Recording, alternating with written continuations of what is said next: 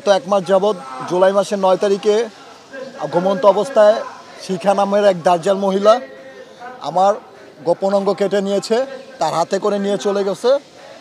আমি মৃত্যুর সাথে পাঞ্জা লড়ছিলাম। আমি অচেতন অবস্থায়, আমি বুঝতেও পারিনি। ঘুমের থেকে যখন উঠি তখন দেখি ব্লিডিং হয়ে আমার বিছানা ভরে গেছে।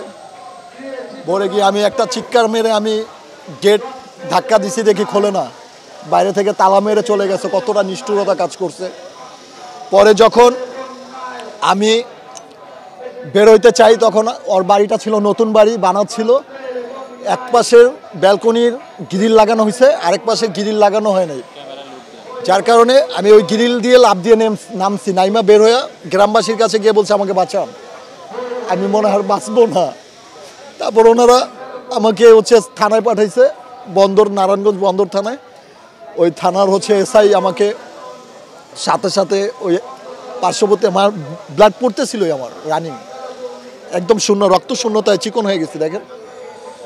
তারপর উনি ওই পাশে নিয়ে ওই হসপিটালে নিয়ে কোনো রকম রক্ত ব্লাডটা বন্ধ করছে। বন্ধ করার পরে আমাকে ঢাকা মেডিকেল নিয়ে আসে, ঢাকা মেডিকেল বার্ন ইউনিটে সার্জারিতে। পরে এনে এই যে আমি 1 মাস যাবৎ চিকিৎসা করেছি, 2-3 বার সার্জারি হয়েছে। তারা শুধু বলতেছে যে ভাই লস। প্রথম চামড়া কাটছে, প্রথম জোড়া দিছে, জোড়া লাগানোর পরে বলছে যে ভালোই, এখন স্বাভাবিকভাবে চলতে পারবে। পরে যখন জোড়া দিছে আমি অনেকটাই স্যাটিসফাই ছিলাম, আসলে আমি মনে হয় স্বাভাবিকভাবে চলতে পারবো। তারপর যখন আমার আবার নেক্সট টাইম সার্জারি করলো, ওটিতে নিল। ওটিতে নেওয়ার পর তারা কী করলো, আমার চামড়া ছুঁড়ে ফেললো। চামড়া যেটার আগা মাথা ছিল ওইটার চামড়াটা পুরোটাই ছুঁড়ে ফেলছে, নাই। চামড়াটা বলছে যে রিপেয়ার করে দিবে, এখন রিপেয়ার হয় নাই, 15 দিন হয়ে গেছে। পরে কালকে একটা ওটি ছিল আমার, ওই ওটিতে নিয়ে আমার আগার যে টিস্যু পেপারটা ছিল, টিস্যু থাকে না মাথায় পুরুষঙ্গে, সেই টিস্যুটা কেটে ফেলছে। এখন ভাই আমার পুরুষঙ্গহীনতায় ভুগছি আমি বাংলাদেশে ওরকম ট্রিটমেন্ট পাচ্ছি না। তার জন্য আপনাদের কাছে আকুল আবেদন এবং ডক্টর ইউনূস স্যারের কাছে আমার হাত জোর করে বলছি, ডক্টর ইউনূস স্যার অনেক শিক্ষিত মানুষ, সে স্বর্ণপদক মেডেল পেয়েছেন বাইরের কান্ট্রি থেকে, সে অনেক উপযুক্ত একটা মানুষ। সে আমার পাশে এসে যেন দাঁড়ায়। এবং নাহিদ ভাইয়া, উপদেষ্টা নাহিদ ভাইয়া এবং আসিফ ভাইয়া, উনি কালকে গেছিল মেডিকেলে, আমার আম্মু তাদের সামনে কান্নাকাটি করছে। সে একটা আশ্বাস দিয়েছে যে আমাকে দেখবে, কিন্তু তারপর আর কোনো রেসপন্স আসে নাই। যার কারণে আমি ভাইয়াদেরকে অনেক রেসপেক্ট করি, যেন আমাকে চেন্নাই নিয়ে যেন আমার চিকিৎসাটা যেন করতে পারে। আমি টাকা পয়সা চাই না, আমি চিকিৎসা চাই ভাইয়া।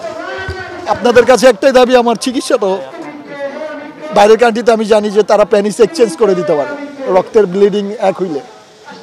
আমার সন্তান হয় না, কিছু হয় না, আমার ভবিষ্যৎ পড়ে গেছে ভাইয়া, আমার ভবিষ্যৎ কানা হয়ে গেছে। যার কারণে আমার ভবিষ্যৎ, আমার বংশের বাতি জ্বালানোর জন্য আমি আপ্রাণ চেষ্টা করতেছি। আমি দেশের বাইরে গিয়ে চিকিৎসা নিতে চাচ্ছি। এখন আপনারা কি বলেন ভাই? এখন আমরা যেটা জানি উনি কারাগারে আছে, ও অবৈধ টাকার বিনিময়ে 10 লাখ লাগুক, 20 লাখ লাগুক, উনি এটা তো করতে পারেন, আইন নিজের হাতে তুলে নিতে পারেন, এটা খুবই বড়। কিন্তু উনি আপনার নামে কিছু কমপ্লেন করতেছে, ওগুলো সবার কিছু কমপ্লেনটা আপনারা দেখেছেন, আমি যতবার ওনার কাছে না থাকতে চেয়েছি ততবার কমপ্লেন করছে। আর যখন আসছি আমাকে ব্ল্যাকমেল করে যখন নিয়ে আসছে, আমার সাথে যখন টিকটক করতে পারছে, যখন ভিডিও করতে পারছে, তখন আর কোনো কমপ্লেন দেয় নাই। তখন কিন্তু আমি জানি জিগার। আর যখন আমি ওনার সাথে থাকতে চাই না, ওনার বিচ্ছিরি ভাষা ভাই, প্রত্যেকটা দিন আমার সাথে ঝগড়া করে। ওনার হাজব্যান্ড আইসা আমাকে মারতে চায়, আর ওনার বাচ্চা কাচ্চার আইসা খুবই বিরক্ত করে আমার, মানে না, মানসিক প্রেশার ক্রিয়েট করে আমাকে। আচ্ছা, শিক্ষা সম্পর্কে বলেন, ওনার সম্পর্কে আপনার সম্পর্কটা ক্লিয়ার করেন। আপনার হাজব্যান্ড, ওনার সাথে যে সম্পর্কটা, আমার সাথে যখন 2022 সালে পরিচয় হয়, তখন আমাকে বলে যে সে তার টাকা পয়সা আছে, সে আমাকে বলছে যে সে আমার সাথে পার্টনারশিপে মিডিয়াতে কাজ করবে, মানে ইনভেস্ট করবে। ইনভেস্টার, আমরা যেহেতু অ্যাক্টর, একটা ইনভেস্টার যখন পাই তখন তাদের সাথে কাজ করতে চাই, যে ইনভেস্ট করলে আমি ভালো কাজ করব। সে বলছে তার অর্ধেক আমার অর্ধেক, 50-50। এই এগ্রিমেন্ট করতে গিয়ে আমাকে আটকায় ফিটিং দিয়ে, মানে তার এলাকা যখন গেছি আটকায় ফিটিং দিয়ে, সাথে সাথে আমাকে তার আগের হাজব্যান্ডের সাথে যেই কাজীর কাছে বিয়ে হয়েছে সেই কাজীকে দিয়ে আমাকে সাইন নিছে, জোর জবরদস্তি আমাকে মারছিল, আমার ভিডিও আছে। এই চোখ পুরো এখানে পুরো ছিল, ব্ল্যাক ছিল, রক্ত জমা হয়েছিল। আমি অনেকটাই নির্যাতিত হয়েছি। নির্যাতিত হতে হতে যখন আমি এই ঘটনা ঘটার পর ওর মেয়েকে নিয়ে আসার আগে আমি 3 মাস আগে কিন্তু এসে শাহবাগ এই যে না প্রেস ক্লাব, জাতীয় প্রেস ক্লাবে আমাদের ঢাকায়, এখানে কিন্তু আমি একটা মানববন্ধন করি যে আমি ওর বিচার চাই, আমার লাইফটা নষ্ট করে দিচ্ছে। তখন কিন্তু এই মেয়ের ব্লেমটা আসে নাই। এইটা দেওয়ার পর আমি যখন গ্রামে চলে যাই, গ্রামে চলে যাওয়ার পর আমি গ্রামে ছিলাম 3 মাস। গ্রামে থাকার পর ও আমাকে আনতে গেছে যে আমি ওর হাজব্যান্ড। আমার গ্রামে গিয়ে দাবি করছে, অনশন করছে, অনশন করে চিল্লাচিল্লি করছে ঘুমের ট্যাবলেট খাওয়া। যখন আমাদের এলাকাবাসীরা, মাতবার চেয়ারম্যান যারা আছে তারা বলছে যে ও তোমার হাজব্যান্ড কীভাবে হয়, তোমার হাজব্যান্ড তো তোমার সাথে আসছে, বাচ্চা আসছে তোমার সাথে। সো উনি তখন কি করছে, চলে আসছে, মানে আমাকে আনতে পারে না। একটা আমার গ্রাম থেকে তো আমাকে আনতে পারবে না, কখনোই না। কারণ তারপর হচ্ছে আমি যখন হচ্ছে না আসি, তখন সে ঢাকা এসে তার মেয়েকে নিয়ে ওই অবস্থায় আমার টি শার্ট, লাল একটা টি শার্ট ছিল, ওই টি শার্টটা আমার গ্রামে ওই যে বাসার থেকে নিয়ে আসা, ওই টি শার্টটা দিয়ে আমি ভিডিও করছিলাম, যার কারণে ওইটা দেখাইছে যে এটা সাকিবের টি শার্ট। আর ও আমাকে মেয়েকে ধর্ষণ করছে, আমাকে মারধর করছে, এটা করছে সেটা করছে, এই ব্লেমটা দিছে ভাই। আল্লাহর কসম এই ব্লেমটা দিছে যেন আমি সমাজে দূষিত হয়ে যাই, কেউ যেন আমাকে মিডিয়ায় কাজ না করে আমাকে দিয়ে। এই হচ্ছে কাহিনী। কিন্তু তার আগে কিন্তু আসে নাই, আমি আগে আন্দোলন করছি ওকে নিয়ে। এখন আপনি আপনার চিকিৎসার্থে সাহায্য চেয়েছেন, আইনগত ব্যবস্থা নেওয়ার জন্য আইনগত ব্যবস্থা আমি পদক্ষেপ নিচ্ছেন কিনা মামলাটা? আমি মামলা করেছি, আমার আম্মু গিয়ে মামলা করছে। আমি তো অসুস্থ ছিলাম, আমি উঠতে পারিনি বিছানা থেকে, বেডের থেকে। তারপর হচ্ছে আমার আম্মু গিয়ে মামলা করছে, মামলাতেও জেলে আছে। এর আগে ওর জামিন শুনানির ডেট ছিল, তারপর হচ্ছে ওই জামিন শুনানি আমার অ্যাডভোকেট গিয়ে দাঁড়ানোর পর ক্যান্সেল হয়েছে। ক্যান্সেল হওয়ার পর আবার ওরা থ্রেট দিছে কোর্টে গিয়ে যে আমাকে, মানে আমার বিচার চায়। ওই যে ওই ব্লেমটার, যে ব্লেমটা দিছে না, ওই ব্লেমটার বিচার চায়। ওইটার কোনো রকম সাক্ষী প্রুফ যদি দেখাইতে পারে, আমার বিচার উপযুক্ত শাস্তি আমি মাথা পেতে নিব। এর উপরে তো কোনো কথা থাকে না। তাদের ডিএনএ টেস্ট করার জন্য আমি বলেছি মিডিয়া কর্মীদের কাছে, তারা দেখেছে ভিডিও, কিন্তু ডিএনএ টেস্ট করে নাই। তারপর হচ্ছে আমাকে আর কতভাবে ফাঁসাবে। তখন পুরুষ নির্যাতিত আইন ছিল না। আমি চাই এখন পুরুষ নির্যাতিত আইন হবে, যাতে আমিও যত তার পাল্টা জবাব দিতে পারি।